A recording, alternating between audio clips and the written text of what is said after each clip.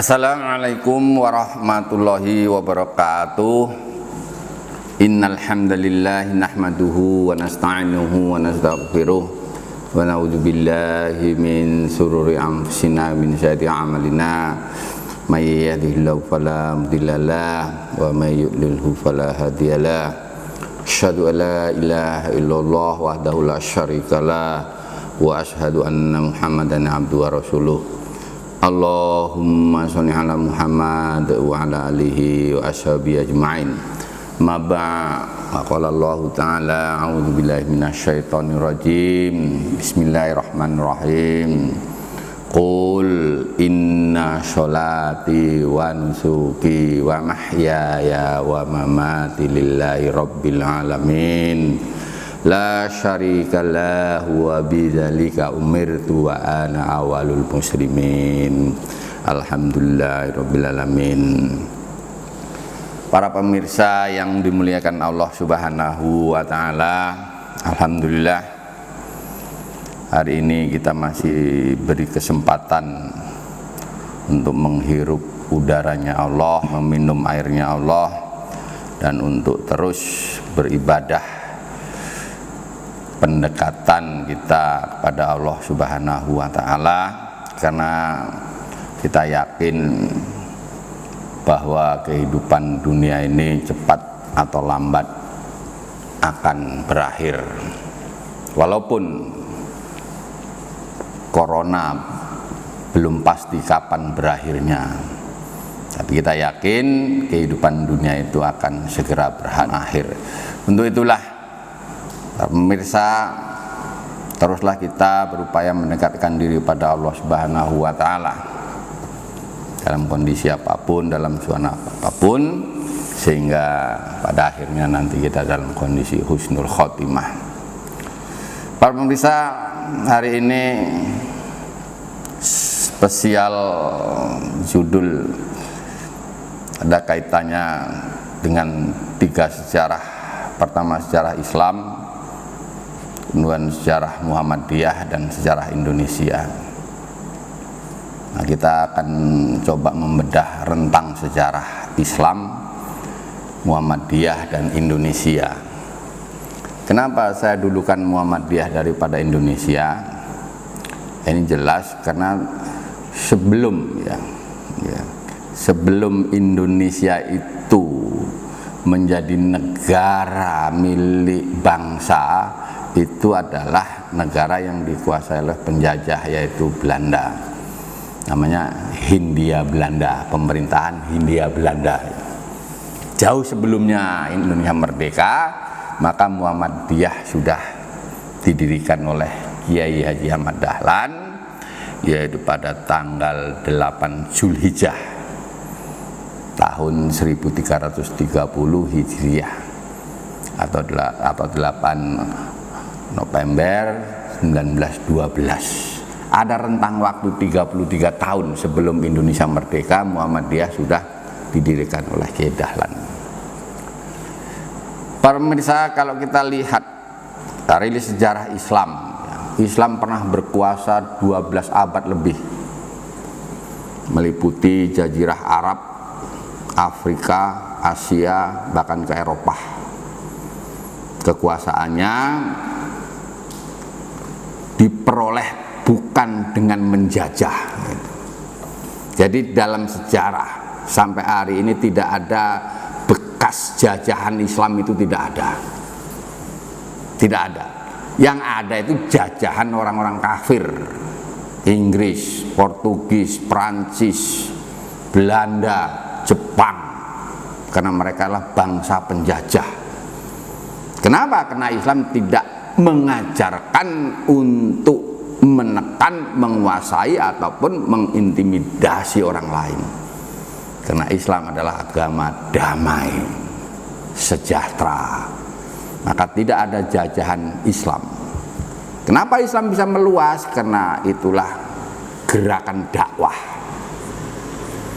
yang awalnya itu dimotori oleh khalifah kedua, yaitu Amirul Mukminin Umar bin Khattab radhiyallahu anhu. Pada saat Umar lah Islam itu merentangkan sayap dakwahnya, bukan menginvasi untuk menjajah. Kenapa? Kenapa agama-agama lain itu memiliki ingin menjajah? Kita lihat agama Nasrani itu berkolaborasi dengan kerajaan.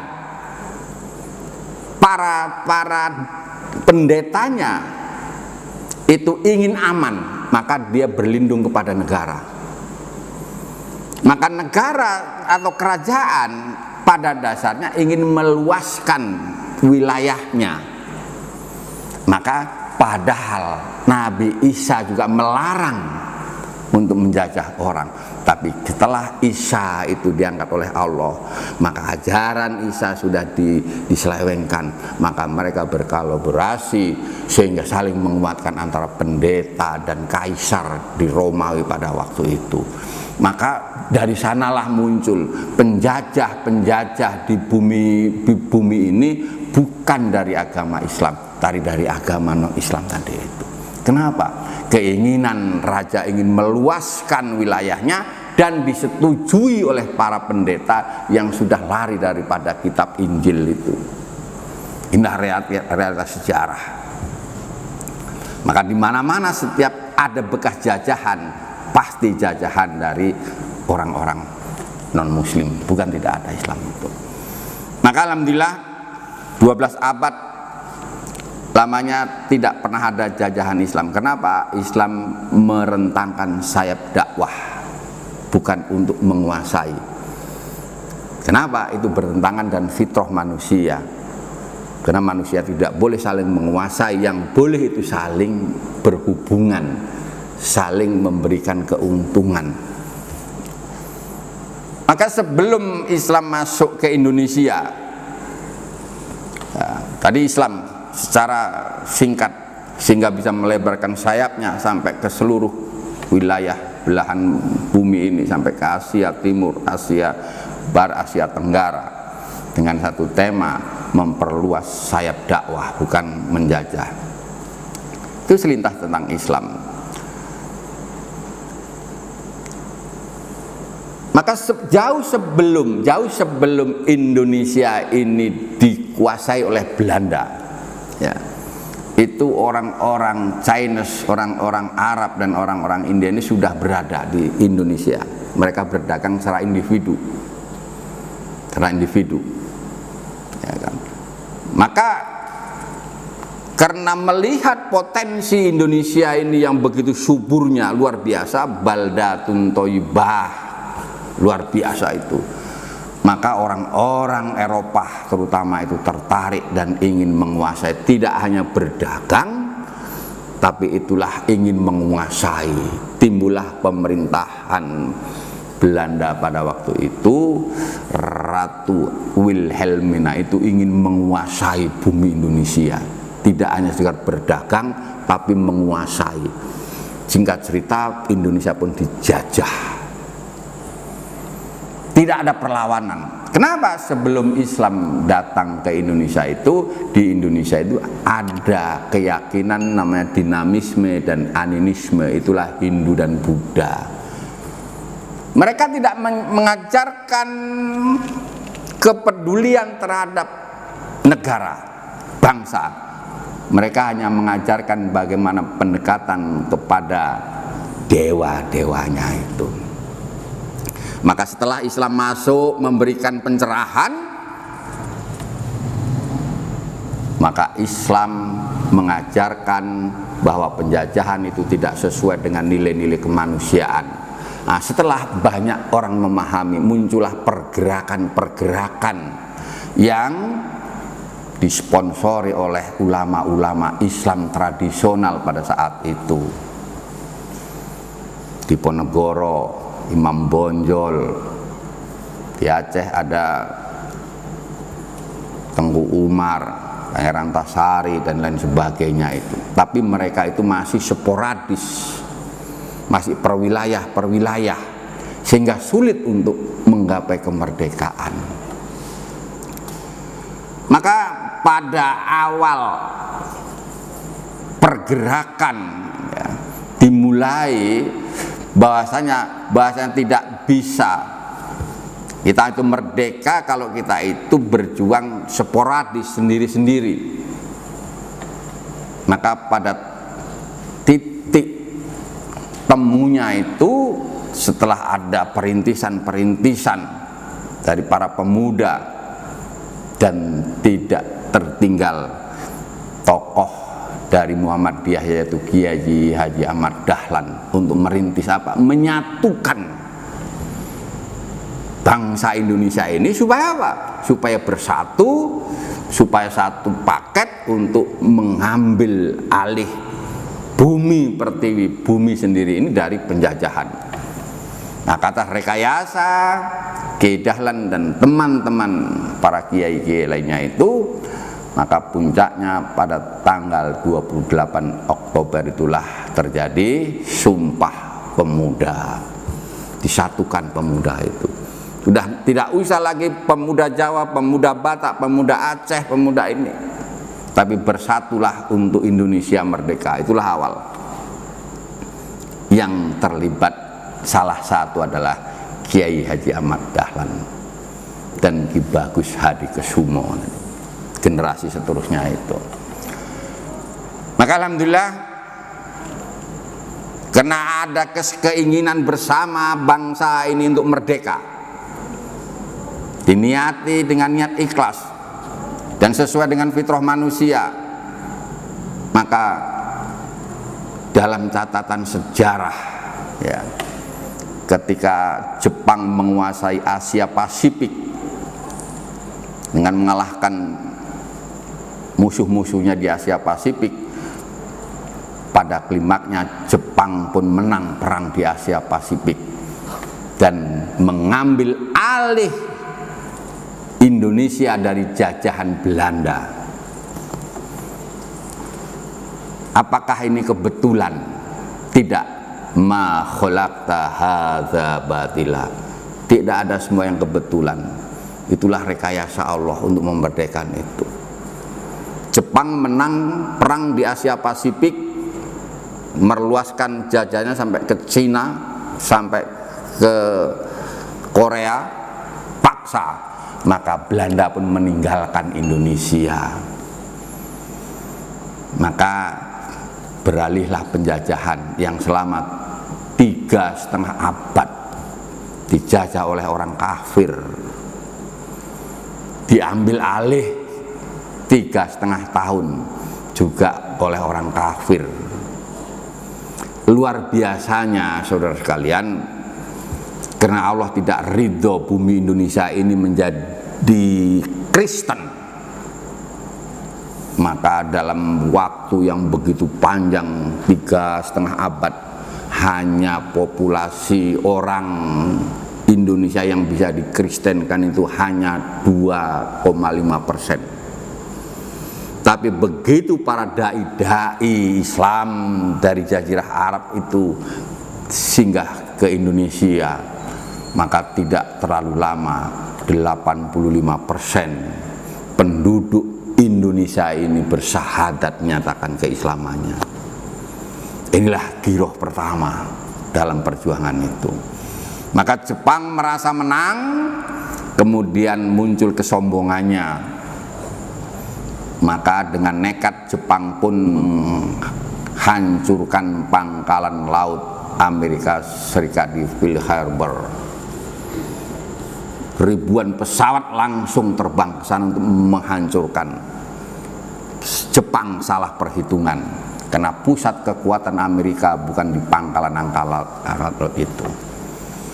Klimaknya Pearl Harbor hancur, tapi Amerika tidak lemah. Puncaknya Amerika pun balas menyerang. Maka itulah tanggal 14 Agustus 1945 dijatuhkanlah bom atom di dua kota yang besar, yaitu Nagasaki dan Hiroshima. Kekuatan Jepang pun melemah. Kenapa? Hancurnya kota tersebut. Maka Jepang pun menyerah. Maka Jepang berpikir kalau Indonesia ini diserahkan kembali kepada Belanda, itu akan sulit. Jepang Jepang masuk lagi. Maka Jepang pun berpikir cerdas, maka lebih baik Indonesia ini diserahkan kepada pemiliknya. Itulah atas dasar usulnya Laksamana Mikada itu, Indonesia segera merdekakan. Karena dengan cepat dan sigap para pemuda membawa Bung Karno pada tanggal 17 Agustus di bulan Ramadan, tepat 17 Ramadan 17 Agustus dimerdekakanlah Indonesia. Begitu singkat, dalam tempo yang sesingkat-singkatnya, kan itu. Itulah. Hadirin, Indonesia merdeka 75 tahun. Maka keterlibatan umat Islam 80% untuk memerdekakan itu. Artinya apa? Bicara Indonesia tanpa melibatkan umat Islam itu sama dengan bohong. Dan bicara Islam di Indonesia tanpa melibatkan Muhammadiyah sama dengan dua, nihil. Dan bicara Indonesia tanpa melibatkan Muhammadiyah juga sesuatu yang nihil. Maka itu rentang sejarah Islam, Muhammadiyah dan Indonesia satu paket, tidak bisa dipisah-pisah itu. Hari ini ada berusaha orang memisah, dan hari ini Jepang sudah betul-betul menjajah lagi Indonesia dengan sistem ekonominya. Coba Anda lihat di rumah Anda itu banyak produk Jepang, di jalan-jalan itu banyak produk Jepang. Hari ini kapitalis sudah menjajah, komunis sudah menjajah. Dengan apa? Sistem ekonominya. Menurut keterangan Bapak Wakil Presiden Kiai Haji Ma'ruf Amin, peredaran uang di Indonesia ini yang syariah itu cuman 8,5%. Selebihnya 91,5% itu peredaran uang di Indonesia ini yang bumi Pancasila ini peredaran secara jahiliyah, secara riba. 91,5% peredaran uang di Indonesia itu masih riba. Saya khawatir karena atas berkat rahmat Allah yang Maha Kuasalah Indonesia dimerdekakan. Kalau kita tidak banyak mensyukuri kembali kepada Pancasila dan Undang-Undang Dasar 1945, kembali kepada nilai-nilai Islam, saya khawatir dalam tidak lama lagi Indonesia akan dikuasai secara politis dan secara ekonomis. Maka kita hanya menjadi kuli di negeri kita sendiri. Naudzubillah min dzalik. Kita berdoa mudah-mudahan Indonesia dijaga oleh Allah Subhanahu wa taala, dan kita berusaha mempertahankan, paling tidak kita tidak terlibat riba, itu sudah bagus. Demikian, mohon maaf, merdeka. Assalamualaikum warahmatullahi wabarakatuh.